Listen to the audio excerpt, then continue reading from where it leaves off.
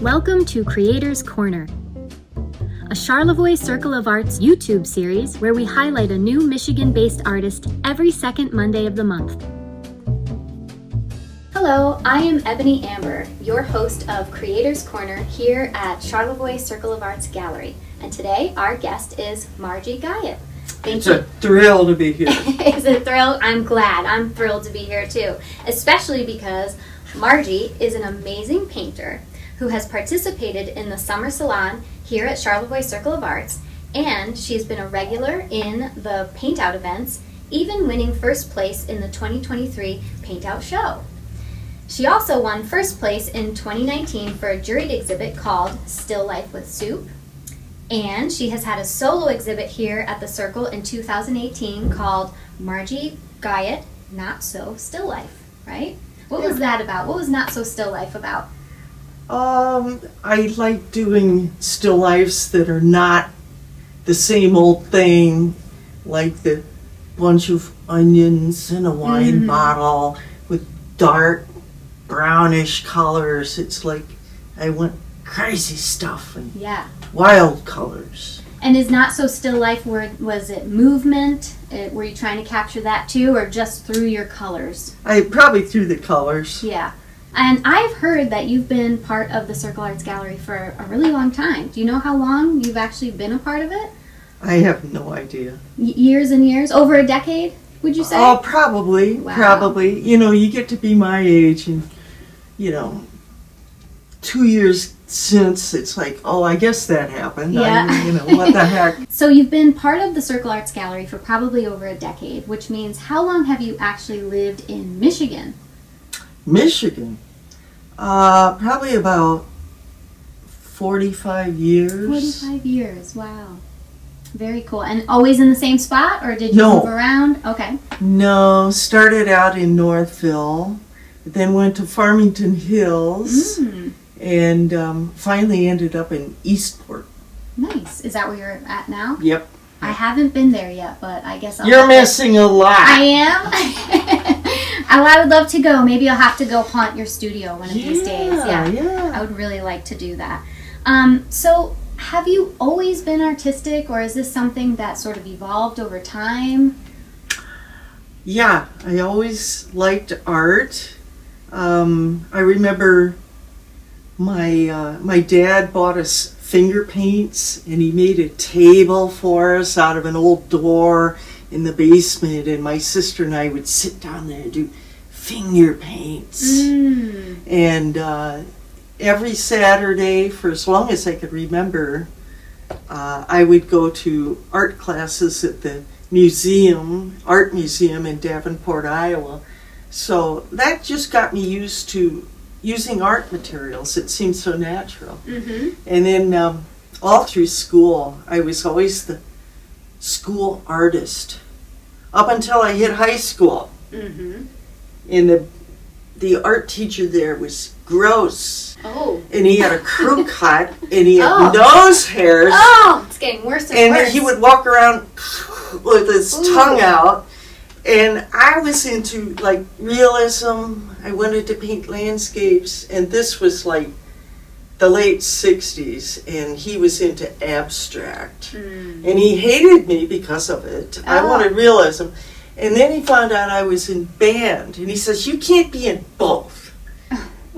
Now, what kind of an idiot makes up a rule like that? So I just quit art. I was age 15. I didn't pick up he got to you, huh? He got to you then. He was so gross. Ugh, those nose hairs.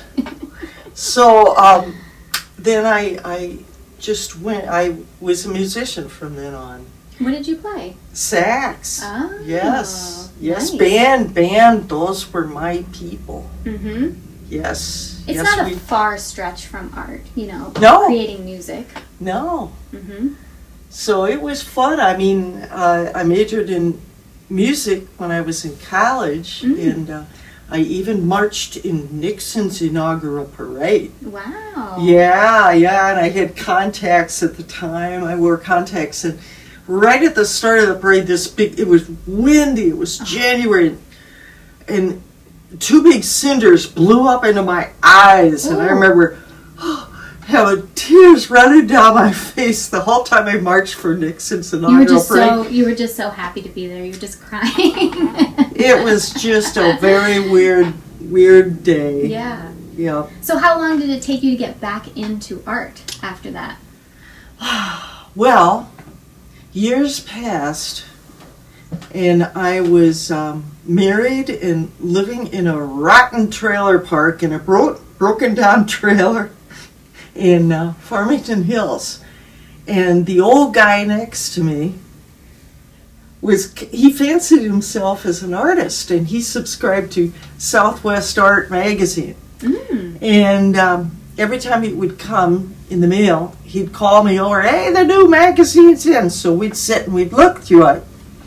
And there were a couple of artists I saw in there that I really liked. And one was Robert Bateman, the wildlife guy, and another was Clyde Aspavig, and he did the most beautiful landscapes. So I thought, if I could ever study with those guys, I would. And I actually found out where they taught. Most famous artists will give a workshop once a year, maybe. So I signed up. And then 2 weeks before my first class, I went into a panic. I thought, oh, who do you think you are? Taking this class from this famous guy? I don't even have any paints yet. So, and then I thought, you can't cancel. You've bought your plane ticket. Oh, you were all in. Plane ticket, hotel room. Oh, I was working at Ford, and I'd put in for a week off, and it's like, you have to go now. So I went, and I was the worst one in the class, but I learned a lot. Yeah. I think it's important, study with the best people. You can throw your entire life away studying with some local dude. If he doesn't know how to paint the way you want to learn to paint, forget it. Go to whoever paints the way you want to learn, and go there. And don't worry about being the worst in the class. Yeah. Don't worry. You can always improve. Absolutely. Yeah, and it sounds very serendipitous that your neighbor happened to get these magazines, and Kindle, it's like meant to be kind of, you had to pick up that paintbrush again and get back to work, I think. Oh yeah, for sure. And your paintings do range from landscapes to mixed media, still life animals and people, and all different types of stuff. What inspires you to paint a particular scene? I get inspired if I see something and it makes me laugh. Or if I go, oh my God. You get a reaction, but if you look at something and you keep looking and it's just like, you've seen that 10,000 times, like, no. And I like switching off. I'll do landscapes for a while. And I like them because they're quicker relatively, and I don't have to figure things out as much. They're there, and I paint what I see. As opposed to a still life, which sometimes can take days to set up. You set stuff around on the table. No, then you pull it all off, and then you put something up again. You keep rearranging. Sure. And it's harder, I think, to come up with a really cool composition. And speaking of, I see a cat in some of your paintings. Is that your cat? Yeah. And I imagine he or she doesn't let you position him or her. So do you take a photograph of your cat when you see him in a position that you like? And what's the cat's name, by the way? There's three of them. Oh, okay. There's three of them. There's Picasso. Okay. And Mr. Wonderful. Mr. Wonderful, Picasso, and Bernie Sanders. Oh, okay. He's the Siamese. So yep, do you they're my babies. Of course. We love cats. We Yeah. love cats here. Good. So do you catch them in their positions and take a picture of them and work from that, or you sort of have to quickly get your paintbrushes out and try to capture what they're doing, or capture what they're doing? I'm trying. Well, it's best to have a photo of a cat because Yeah. a cat will not pose. No, they're It not will not. agreeable in that way. No, No. they won't. Yeah. Well, and speaking of some of your interesting pieces that you've had to really put a pretty complicated composition together, I was on your website and saw Creation of Adam. Oh, And I have to know more about that. I just think it's wonderful. It's very intriguing. And I see you've gone through a few iterations of it. And is Yeah. it finished? more or less. Okay. I don't know if any painting is totally finished. I got the initial inspiration for it. I was going through Facebook and somebody posted, it was like a close-up detail of the original creation of Adam with the two hands, and then they had a dog down there. And I saw that and I thought, ooh, I got to do that with a cat. Yeah. I'm going to do that with my favorite cat, Picasso, the black and white cat. Mm-hmm. So, yeah, I did that. And then I thought, I know God is a black man with dreadlocks. Okay. And then it kind of went from there. And then I thought, if it's going to be shown anywhere around this area, Adam cannot be naked. So I gave him a leopard thong, and then, then a Just mohawk, starting off. Yeah. and he's drinking beer and eating pizza. And they're petting Picasso, and God's up in this cloud, and some of the flying monkeys from The Wizard of Oz are in there. And there's Cupid. And then the latest change I added to it, I scratched out an alien, and I put Bernie Sanders with his mittens in his all bundled up for winter. You know that Love that picture. picture that's I going love around? That picture. That's never going to die. He's No. going to be there. It's the eternal meme Yep. of all time. Yep. Yeah, I think that piece is so great, and I hope to see it in person one of these days. Someday they will Okay. be fighting over it. They will be. I might be there fighting over it. I see that after I finish every painting. Yeah, Someday they'll be fighting over this. I believe you. I absolutely believe you. I think your pieces are wonderful. I really enjoyed them. And speaking of your pieces as well, who would you say are your artistic influences? I know you mentioned a few from the magazine that you were able to see from your neighbor, but is there anybody else, or when you were younger? Maybe Picasso might be on the list, considering your... No? No. I don't know. Okay. I don't know. That's an answer too, because some artists really work from people that they've admired over time, and then others Oh. sort of just absorb it all Yeah. and sort of, come up with their own sort of... Janet Fish. Okay?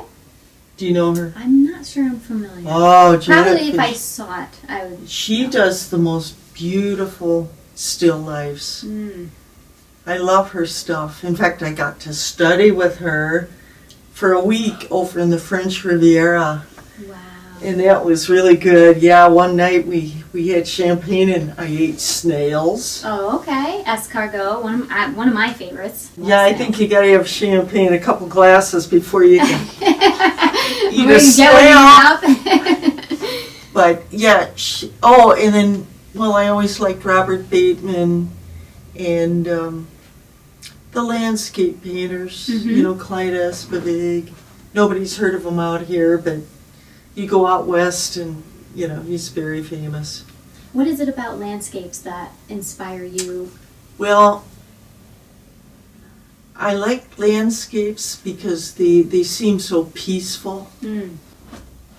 I'll do those for a while. And of course, they gotta have a really good composition.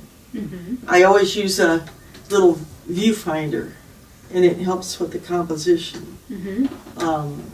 It drives me crazy to see paintings that there's really no design to it, no flow.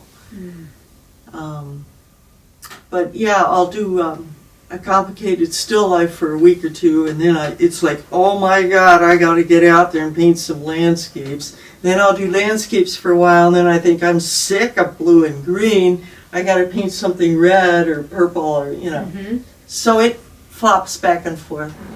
What I find interesting about landscapes is that you capture that point in time, but it's always changing. The weather's always changing, and the wind is always blowing things around, and you're sort of grabbing that still of that peaceful moment that will never be the same, no matter what. And I really love that about landscapes. How do you get yourself out of an artistic block? Or does that ever happen to you? I don't think it does, because I'm always changing, like if I get done with a still life, then I'll feel like, oh, I think I'll go out. Looks interesting. The clouds look good today, or, the colors are right. Yeah. I flip-flop all the time. I get bored. And when you have the world as your sort of canvas in a way, where you can pull from all of that, I think that helps with artistic blocks. And since you don't have that affliction, that you don't have a end to your creative inspiration, what would you say to artists that are up and coming, that may be struggling to find what their real passion is artistically, or they're struggling to figure out, how to keep going? Would you have any inspiring quotes that could be put on pillows that we could that we could tell the young generation how to keep moving forward? God.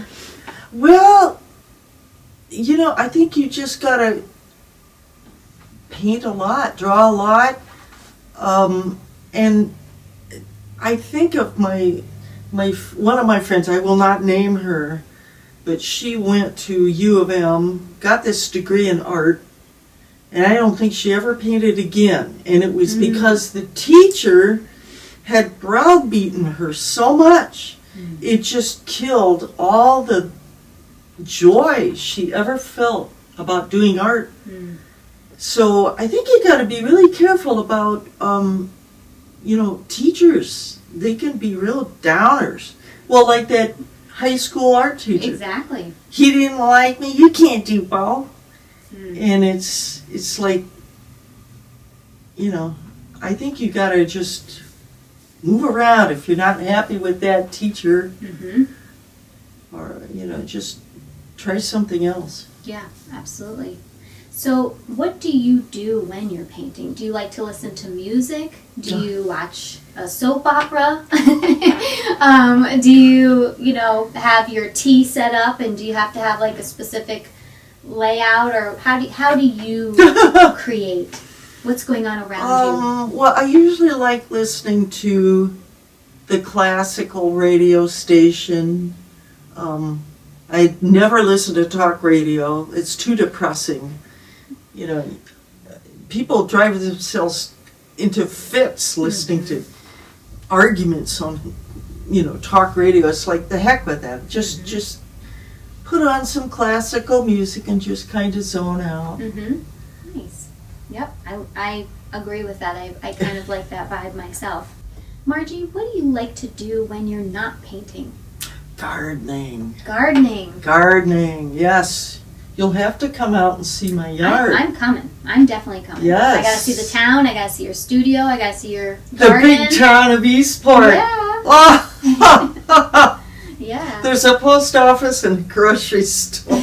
Perfect. My kind of small town. Yeah. But you spend time in the garden. And oh, yeah. Yes, and there are weeds there, but I just love being out there. Are you like a wildflower kind of gal? Yeah. Would you sort of just like let it do its thing? Parts of my yard, yes, because when I first moved up here, I had all these flower beds, and every spring I would dig them out totally, shake out the weed roots, replant it, and then by the end of the season, it looked like I'd never touched it. So a year or so ago, I thought, I think I'll let part of the yard go to goldenrod and Queen Anne's lace, and just let it kind of be, because I Yeah. think it's pretty. I think it's beautiful. And they're starting to do that now more in cities Yeah. where they have some greenery. They're allowing just natural flowers to grow, and I just think they're really beautiful. But thank you so much for this interview. It's been lovely. I've enjoyed it very much. I hope you had a good time. Oh, it's been the thrill of my lifetime. Well, I'm glad. And do you have any shows coming up this next year that we could all get excited about and fight over your artwork? No, not that I know of. Not yet? Nothing planned. Okay, but people No. can check your blog, right? My blog. What is that under? What's the website? MargieGuyot.art. Perfect. Well, go check Margie out over there, and if you have any further questions about her or want to learn more, you can check out the description box down below. Thank you. Thank you. Thank you.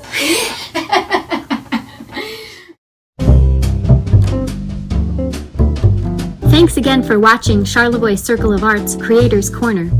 Be sure to like and subscribe to our channel and hit the bell down below to be notified of our next video premiere. These are 2 easy ways to show Michigan artists just how much we appreciate their contribution to our beautiful state.